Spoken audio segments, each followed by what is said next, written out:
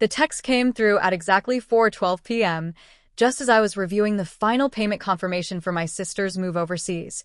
A wire transfer for $8,600 I'd been saving since last spring. I'd spent hours talking to visa agents, helping her sign papers, reading through rental agreements, even putting my name down on her new apartment lease because she didn't have a local guarantor.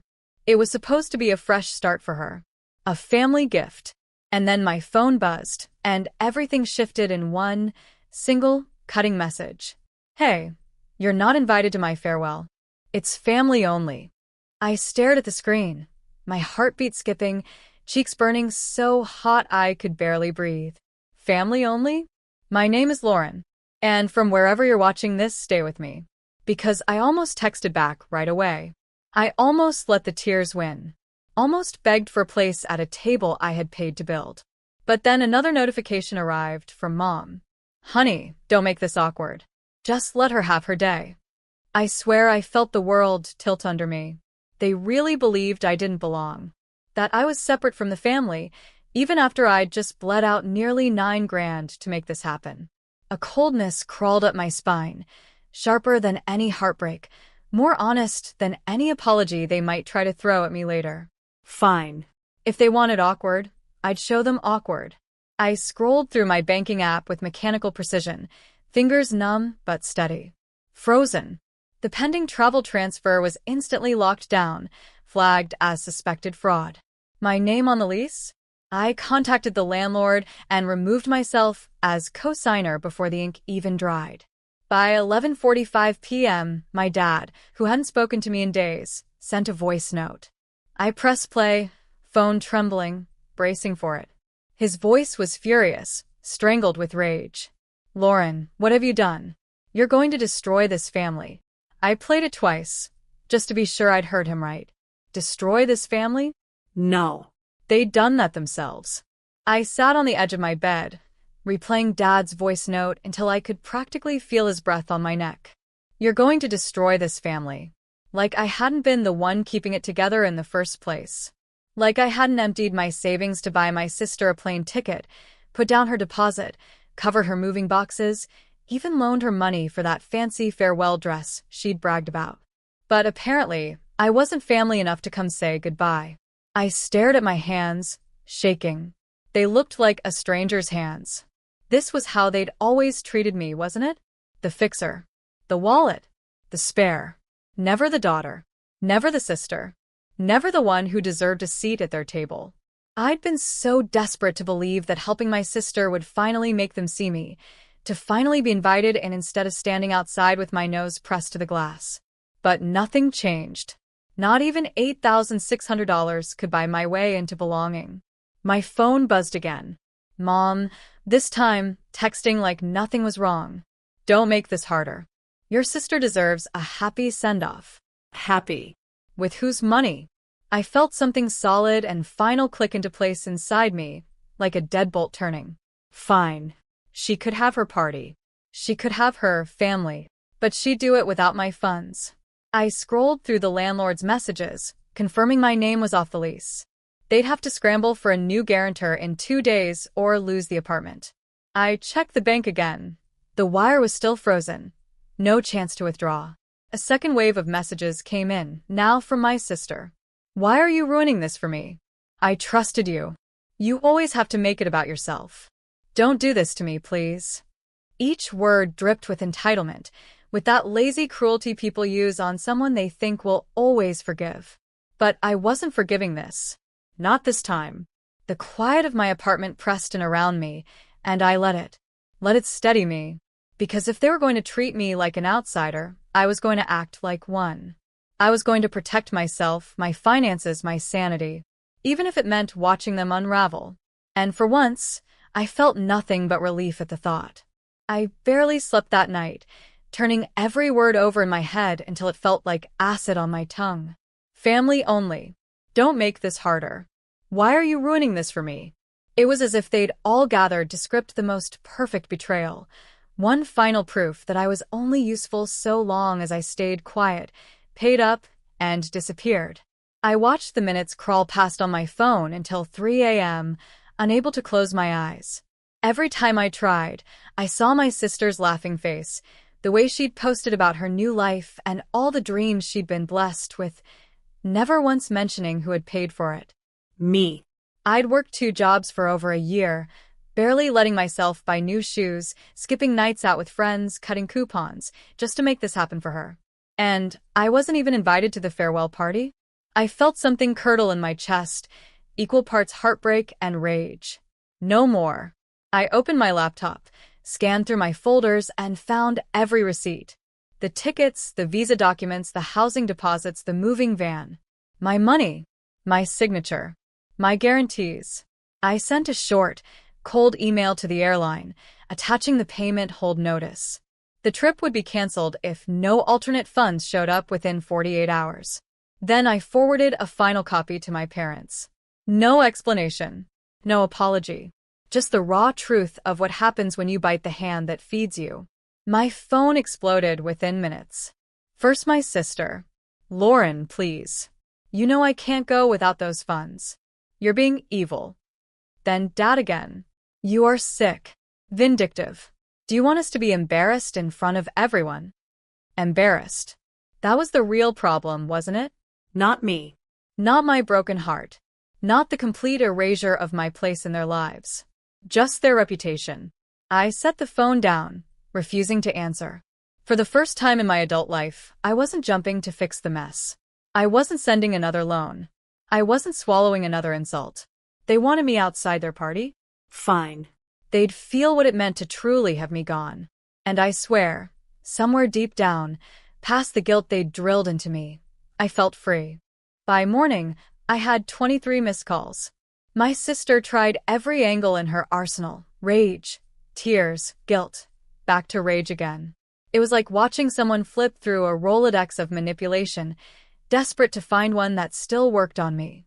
But none of them did. Mom texted me again around dawn. "Lauren, you're blowing this out of proportion. Think of your sister's future." Her future. Funny how it was always about someone else's dreams, someone else's comfort, someone else's shine, and I was supposed to fund it, applaud it, then fade into the background like a paid stagehand. Not anymore. I sat by the window, staring out at the morning light. The world looked so normal. Dog walkers, delivery vans, parents hustling kids to school, but mine had been turned inside out. Still, beneath the shaking, beneath the heartbreak, was a calm I didn't expect. Because I'd made my choice. I wasn't going to pay for people who couldn't even call me family. I wasn't going to bankroll a party I wasn't allowed to attend. I wasn't going to co-sign away my own future just so they could brag. They'd called me dramatic, vindictive, jealous. Fine.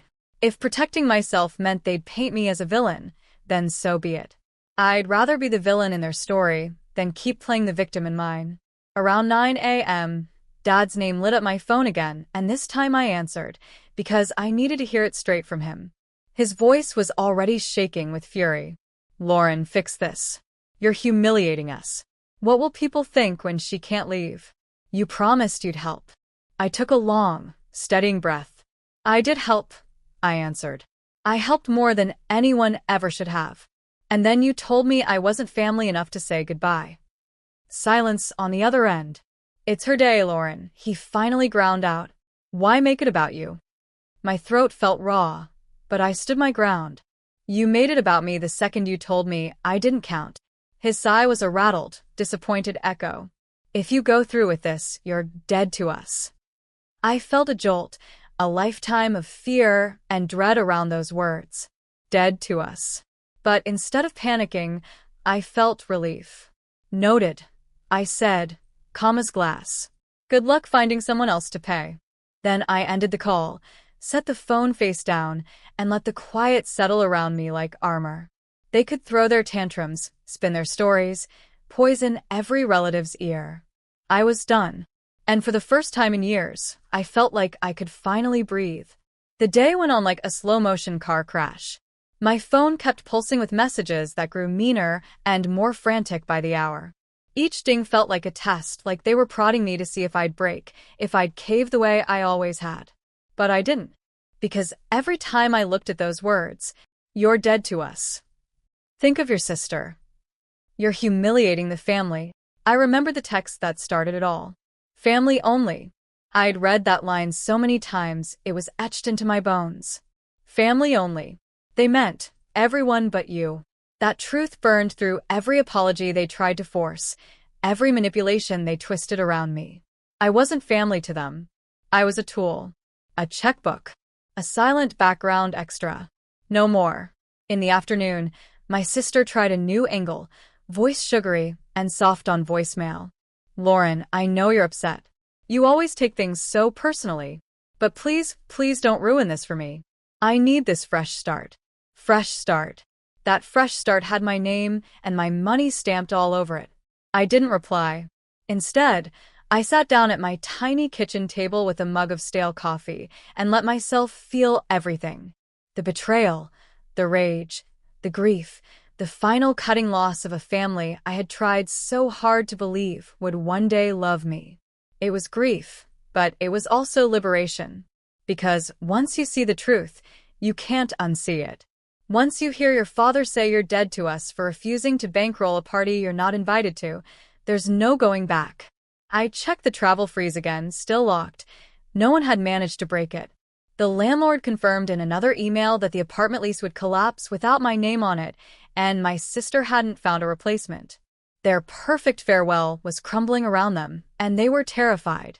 Good. They needed to feel what it was like to be disposable, to be pushed to the edge of the family's story and told they didn't belong. I'd lived my entire life on that edge. Now it was their turn.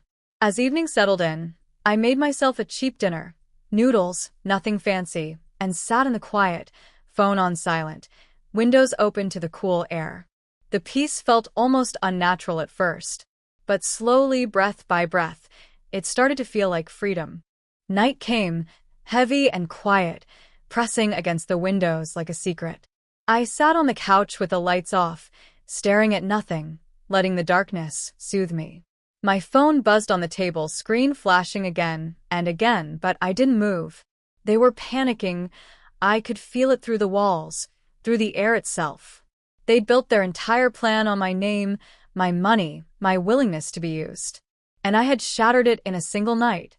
At 11:45 p.m., another voice note arrived from Dad. My stomach twisted as I picked up the phone, thumb hovering over play. I knew what it would be, more poison, more guilt, more threats. Still, I had to hear it. One last time. I pressed play. His voice was harsh, cold, and final. Lauren, you have ruined this entire family. You have humiliated us beyond repair. You will never be welcome in our lives again. I hope you're happy. You chose this. I replayed it, just to be sure. Never welcome. Ruined the family. As if I hadn't kept them afloat for years. As if I hadn't sacrificed every spare dollar, every vacation, every dream just to keep them living in their illusions. And now they were exiling me because I refused to buy a seat at their table. I set the phone down, my hands perfectly steady. They wanted me gone? They'd get their wish. No more phone calls. No more emergency loans. No more rescuing them from their own disasters. It was terrifying, how quiet it felt, but it was also the truest silence I'd ever known. I stood and walked to the window, pushing it open so the night air could wash over me. For the first time, I let myself imagine a future that didn't revolve around their needs. A future where my money was mine, my time was mine, my heart was mine. That future was wide and terrifying and unknown, but it was mine. And that was worth every insult, every threat, every voice note screaming I'd ruined them. Because I was done being their safety net. They could learn to save themselves. And I would finally learn what it meant to live for me. The following day, the messages slowed down. Maybe they'd finally realized I wasn't bluffing. Maybe they'd moved on to their next scapegoat. Or maybe, for once, they had to look in the mirror and see what they'd done. I didn't care which. My sister posted a carefully filtered photo on social media, her suitcase open, half-packed, a long caption about fresh starts and big dreams. She didn't mention me. Didn't mention how she was supposed to get on that plane with my money. Comments poured in, praising her bravery, celebrating her adventure. It should have hurt. It should have made me feel replaced. But instead, I felt free. Because I knew the truth. And even if no one else ever did, I would never forget it. I'd given everything I could until there was nothing left of me. And still they'd told me I wasn't enough. Still they'd made me the villain. But I'd drawn my line. Finally, in the afternoon, I packed up my receipts, all the documents proving exactly what I'd paid and signed for, and stored them neatly in a folder. Just in case they ever tried to come for me again. A final layer of armor. Then I put my phone on silent, brewed myself a proper cup of coffee, not the instant garbage I'd been living on for months, and sat by the window, letting the sunshine warm my face. I felt different. Like I'd been underwater for years, and finally broken through to breathe real air. No more controlling what they thought of me. No more performing the good sister, the good daughter, the reliable one. I was Lauren. I was allowed to matter. Even if it meant they hated me. Especially if it meant they hated me. Because maybe that hate was proof I'd finally chosen myself. My phone buzzed one last time, a final text from Mom. "We're done with you." I stared at it, feeling a strange peace settle into my bones. They were done? Good. I'd been done for a long, long time. I closed my eyes, exhaling everything I'd been holding in, and whispered to no one in particular. Let them go. And I meant it. A week later, the quiet had become a kind of freedom I could actually taste. No more begging calls. No more voice notes laced with rage. No more guilt twisting around my ribs until I couldn't breathe. Just me. I cleaned my tiny apartment top to bottom, tossing out every reminder of them. Old family photos, birthday cards scribbled with half-hearted love, receipts for money I'd handed over year after year like a dutiful machine. Gone. I even found a crumpled envelope at the back of a drawer with a note my sister had written years ago. "Thanks for always bailing me out." I laughed, a short, sharp sound, then shredded it and watched the pieces fall like confetti into the trash. It felt ceremonial, like burying a ghost. The lease was gone, the wire transfer permanently canceled, her big farewell unraveling behind her. She'd have to face the truth of that on her own. And Dad's voice, still echoing. "You're dead to us." Dead? No. Alive for the first time.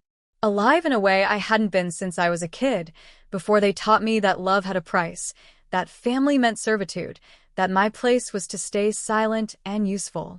No more. I opened the window, breathing in the spring air. Somewhere down the street, a kid laughed, a dog barked, traffic rumbled past. Real life, normal, messy, and beautiful. I could have that, too. Not a perfect family, not their fake, brittle version of love, but something real. I deserved that. My phone lit up one last time with a final, desperate voicemail from Dad. I didn't even listen. I deleted it without a second thought. My life was no longer up for negotiation. I made myself a simple dinner, poured a glass of wine, and sat down in the quiet, feeling the weight of peace settle across my shoulders like a warm blanket. I was alone, and I was safe. And if that meant I'd lost them forever? Good. Because I had found myself. And there was no price too high for that. Betrayal doesn't always come with knives. Sometimes it comes with signatures and smiles. My name is Rachel Porter. And from wherever you're watching this, stay with me. Have you ever been so deeply trusted to carry the weight of something, only to realize they never planned on letting you hold the crown? Because I did. And it broke something sacred. It happened on a Wednesday, the kind of day that starts with black coffee and ends with blood in your gums from grinding your teeth too hard. We had just locked in a multi-million-dollar expansion deal. I'd worked on it for 4 straight weeks, no weekends, no nights off. I'd even missed my birthday dinner. All I wanted that morning was a little peace. Maybe even a thank you.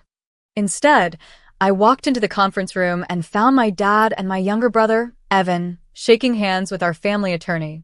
They looked up like I'd interrupted something. Because I had. The contract. The announcement. The transfer. My father smiled at me, soft, practiced. "Rachel, we were going to tell you." Evan didn't even look ashamed. He was glowing. The attorney handed him a thick envelope, sealed with our company crest. "Congratulations, Evan. You're now the majority shareholder of Porter and Daughters. I blinked. Daughters. The irony punched me in the throat.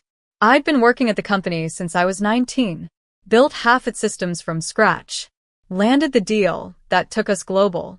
And yet, no vote. No discussion.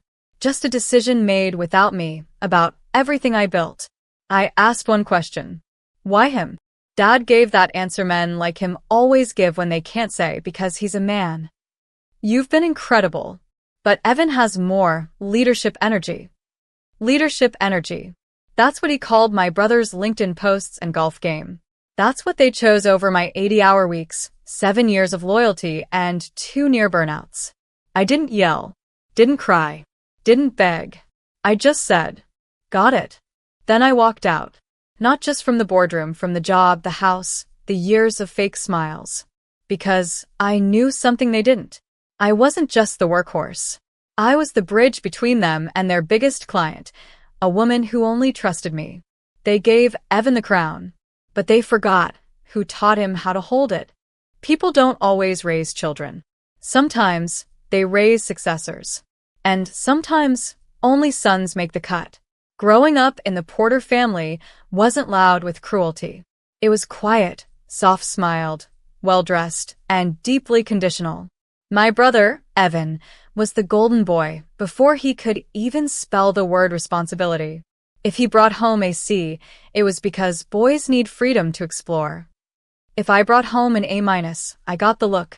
That tight-lipped smile from Mom. That slight headshake from Dad. You can do better. Our family business, Porter and Daughters, was supposed to be progressive. A woman's name in the title. A legacy built by my grandfather's belief in his own daughters. But when he passed, Dad took the reins. And from that day on, the daughters' part? It became ornamental. I was the one who stayed late. I was the one who handled damage control. When Dad had surgery, I ran the company. Quietly, efficiently, and didn't take a dime more than my salary. I thought that loyalty would mean something. It didn't. Evan, on the other hand, breezed through college with a finance degree and a fraternity resume. He worked at Porter and Daughters for a year and a half before vanishing into some startup to get experience. He returned with a half-failed project, empty promises, and a trendy new haircut. And still, they welcomed him with confetti. Every failure's a step toward greatness, Dad said proudly. I once missed a marketing deadline by 2 hours because I was throwing up in a hospital bed with food poisoning. Mom called it unprofessional. When I started seeing the pattern, I told myself it was generational. That Dad didn't mean harm. That Mom was just scared I'd burn out. But deep down, I knew. They didn't see me as the heir. They saw me as the helper. The bridge. The cushion. The safe option. And I played the part for years. Because I thought maybe, just maybe, if I worked hard enough, they'd see me. They didn't. Not until I walked away. That first week after quitting, no one called. No texts. Not even to ask if I'd gotten home safely. It stung. But it also made one thing clear. I was never part of the legacy. Just the labor. So, I started planning. Not a tantrum. Not a breakdown. Just a quiet return of energy to its rightful owner. They took me for granted, because I never asked for credit. Now I was done giving without cost. And the first thing I took back was my client. Some bridges aren't meant to be burned. Some are just meant to be walked away from, because you already built a better one somewhere else. The client's name was Veronica Lane, CEO of Astra Lux Design, and one of the sharpest women I'd ever met.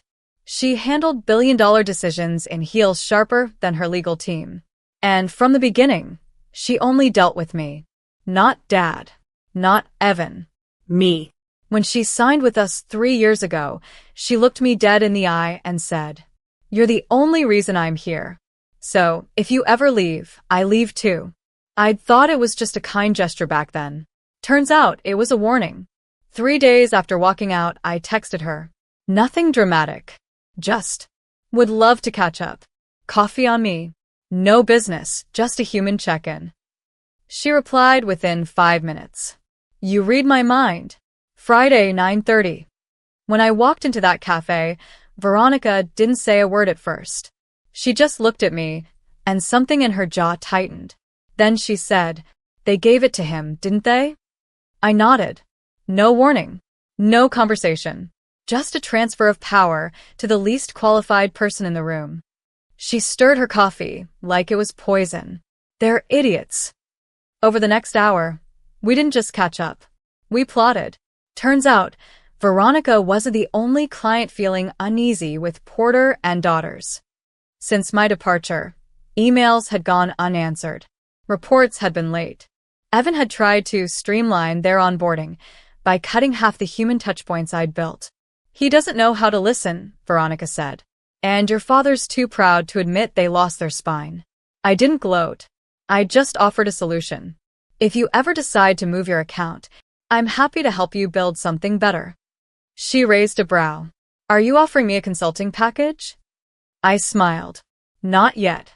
But maybe soon. By the time I left that cafe, something had clicked. I didn't need revenge. I needed to become the thing they always feared I'd become. Independent. Unbothered. Unavailable. The next day, I got a call from another former client. Then another. A quiet ripple was forming. They weren't coming to me out of pity. They were coming to me because I was the reason they trusted my family's business to begin with. And now, They wanted me. I didn't say yes to any offers, not yet. Because first, I wanted to give my family one last chance. A test. A trap. A moment of silence loud enough to shake the whole boardroom. Sometimes the loudest revenge is complete silence. I didn't scream. I didn't expose them. I just disappeared and let gravity handle the rest. By Monday morning, Evan was already in trouble. He tried to jump into my role like it was a stage play. Emails bounced. Vendors complained. One of our longtime suppliers threatened to terminate their contract unless someone who actually understands this partnership called them. Spoiler alert. They meant me. Then came the client exodus. Not all at once. Not dramatic. Just subtle shifts. Phone calls not returned. Invoices delayed. Promises unmet. And then, on Thursday morning, Veronica Lane's formal withdrawal letter landed on their desk. She didn't even call. Just one icy email. Effective immediately, Astra Lux Design is terminating all contracts with Porter and daughters. Please forward remaining documentation to Rachel Porter's new firm. New firm. There was no firm. Not yet. But now that she'd said it, there would be. By noon, Dad's name popped up on my phone. I let it ring out. 5 minutes later, another call. Then a text. Dad, we need to talk. Urgent. I waited. Then typed. Me? I thought Sarah was the heir. Let her handle it. I hit send. Then I turned off my phone and went for a walk. That weekend, I filed for a business license. Small. Private. Just me. Porter Legacy Consulting. Not to compete. To liberate. Because I wasn't trying to destroy what they built. I was trying to stop pretending it ever included me. On Monday morning, their panic reached its peak. 3 more clients pulled out. One even cited an internal shift in strategic trust, which is corporate speak for, you lost the person we actually respected. They sent my mother to call. Her tone was syrupy sweet. The kind that always came before guilt trips. Sweetheart, you've made your point. Now come home. The company needs you. I said nothing. She sighed. Don't punish your family for one mistake. I finally spoke. It wasn't one mistake. It was a decision. One you were all proud of until the consequences started knocking. Then I hung up. The truth was, I didn't want the company back. I didn't want a seat at their table anymore. I was building my own. One client at a time. One contract with my name at the top. No more invisible labor. No more thankless loyalty. Just clean, earned respect. And the knowledge that every hour I worked now belonged to me. Sometimes the business doesn't collapse from the outside. It collapses when the one holding the roof walks away. By Friday, the cracks had widened. And Evan, heir to the empire, was unraveling. I heard from a former coworker that he'd tried to lead a pitch meeting and forgot the client's name halfway through. That he misquoted our numbers. that he asked someone to pull up Rachel's old file and got mad when no one could decode my system. Because I never needed one. I was the system. On Monday morning, a courier delivered something to my apartment. A crisp white envelope. Inside was a handwritten letter from my father. Rachel, you have every right to be angry. I won't pretend we didn't make mistakes. But I built this business for my children. And I still want you in it. Come home. We'll talk. Love, Dad. For a moment, my hand trembled. But then I remembered something. A few months before I left, I found out Dad had secretly cashed out my shares to expand the business. Without asking, I'd let it slide. Because it's all for the family, right? So no. This wasn't a call to rebuild. It was a panic letter. Because without me, they were bleeding. And I was thriving. Veronica Lane officially signed on as my first client. Then came 2 smaller brands I'd helped years ago. The work was fulfilling, personal, transparent. Every email began with, "Hey Rachel," not "Dear Porter and Daughters." Every payment came directly to me. And the best part? I slept. 8 hours. No clenched jaw. No laptop glowing at 2 a.m. No calendar filled with other people's emergencies. Then came the twist I didn't expect. One of our old competitors, a firm Dad once laughed off, reached out. They'd heard about me. Heard clients were migrating. And they had a proposal. "We want you to lead a new division. Your name, your vision. We'll back you 100%. They offered equity. They offered autonomy. They offered something my family never did. Belief. I told them I'd think about it. Because while the offer was golden, I hadn't finished what I started yet. That night, I got one more message from Evan. No formalities. Just, "I messed up. I know. But I didn't ask for this. Dad gave it to me. I didn't want you gone." For the first time in months, I almost felt sorry for him. Almost. But pity doesn't change the fact that he took the crown and stayed silent when I was pushed out. So I replied with just one line. "Then give it back." They say desperation breeds invention. But in my family, it bred apologies, laced with strings. 2 days after Evan's late-night confession, I got a formal email from Porter and Daughters. Subject line: Emergency Board Meeting Request. They didn't even bother hiding the urgency.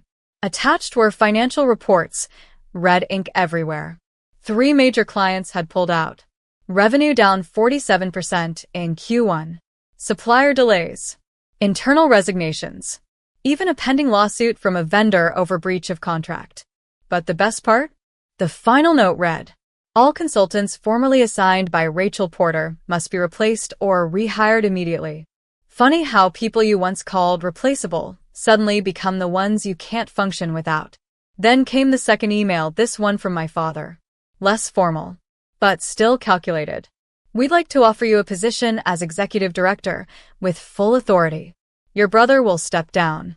You will be compensated fairly, and your name will be restored on all documentation." I read it twice, then 3 more times. Because finally, the crown was being held out to me, openly. But it wasn't an act of respect. It was an act of survival. I didn't reply. Instead, I printed the letter, folded it, and used it as a bookmark. Because this chapter was already closed. That week, I signed with the new firm. A fresh start. My own team. Equity. Trust. A corner office with my name on the door, not someone else's legacy wrapped around my neck. And the moment I signed the final page, my phone rang again. It was Mom. This time, her voice cracked. "Sweetheart, please. Your father's health isn't great. He's not sleeping. The company's falling apart." I paused. Let that silence stretch until it burned. Then said, "I gave you everything I had. For years. And when it was time to name a successor, you chose the boy who barely knew where the light switches were." She started to interrupt. I didn't let her. "You taught me that love comes with limits, conditions, performance. But here's what I learned on my own: respect doesn't." She cried. I didn't. Because I'd cried enough for 10 years. And I wasn't cruel. I was just done. That Friday, Porter and Daughters issued a public statement about restructuring. Clients saw through it. The damage was done. And while they were putting out fires, I was lighting my own lanterns. The most powerful part of success isn't what it buys. It's what it reveals. Who you are without them and who they are without you. It started slowly. A whisper here. A quiet mention there. Did you hear Rachel Porter's consulting firm just on board Devolve Tech? Wait, that Rachel Porter? Yeah. The one that used to run Porter and Daughters behind the scenes. My calendar filled faster than I could track. By the third month, I had 6 full-time clients, a small team of 4 women I trusted like family, and a pipeline so steady even Forbes reached out for a spotlight piece. It wasn't just business. It was proof. Proof that all those years I'd spent unseen weren't a waste. I wasn't just good. I was essential. And then came the moment. The one that tasted like gold. An industry gala. Invitation only. I wasn't just invited. I was asked to speak. The topic? Legacy Reimagined, when the next generation builds better. I wore a navy suit. Minimal makeup. No loud accessories. Because when you're the story, you don't need the sparkle. I stood on stage in front of founders, CEOs, board members, many of whom once dismissed me as too emotional or too young. And I spoke clearly, without flinching. Sometimes, legacy isn't what you inherit. It's what you survive. It's what you rebuild after being told you didn't belong. And sometimes it's what you create when you stop asking for permission. The applause lasted longer than I expected. I stepped down to dozens of handshakes, congratulations, requests for meetings. But only one face stopped me cold. Dad. Standing in the back, near the exit. No suit. Just a pale gray jacket and the look of a man who finally saw the cost of his choices. He didn't come over. He didn't wave. Just nodded once stiffly like maybe, just maybe, he realized he'd bet on the wrong child. Later that night, I got an email. No subject. No greeting. Just one sentence. Your grandfather would have been proud. No signature. But I knew it was from Dad. I didn't reply. Because this was no longer about his approval. This was mine. At the after-party, I danced with my team, laughed freely, ate cake without guilt, and toasted to the version of me that once stayed quiet and finally learned how to speak with action. Closure isn't about slamming the door shut. Sometimes it's about leaving it open and choosing never to walk back in. A year passed. One morning, I opened my inbox and saw the subject line, Request for Mentorship. It was from a college junior named Betrayal. She wrote, I've followed your journey since the Forbes feature. I grew up watching my mom work for men who never saw her value. But when I read your quote, I stopped asking for space and started building my own table. It changed me. I teared up, not because of the praise, but because that girl, that was me. Years ago. Quiet. Overworked. Hoping someone would just notice. So I said yes. I met her for coffee the next week. Listened to her pitch ideas. Gave her tips on negotiating internships.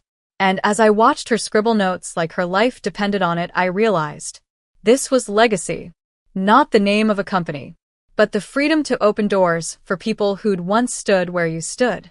That night, I visited my parents' neighborhood. Not to confront them. To remember. I sat across from the house, their porch dark, the driveway empty, and recalled all the late nights I stayed up finishing reports for Dad. All the mornings I coached Evan before meetings he never prepped for.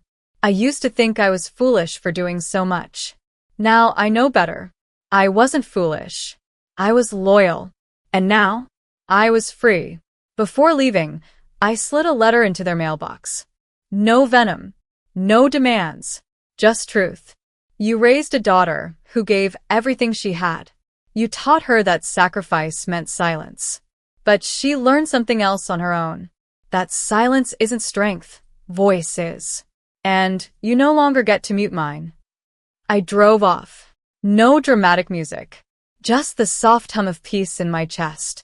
Today, my firm employs 14 women. Each one of them has a story. Some are single mothers. Some are first-generation college grads. Some were told they weren't leadership material. Now, they lead departments. They negotiate contracts bigger than anything Porter and Daughters ever handled. And they do it under a banner that doesn't carry an old man's name. They do it under mine. Last month, I was offered a buyout. 8 figures. I smiled and declined. Because this isn't a business anymore. It's a boundary that turned into a blueprint. To anyone watching this who's ever been overlooked, you're not too much. You're not too emotional. You're not asking for too much space. You just need a new room. Or better yet, build one yourself. And if they laugh, Let them. you'll be too busy building the future to hear them.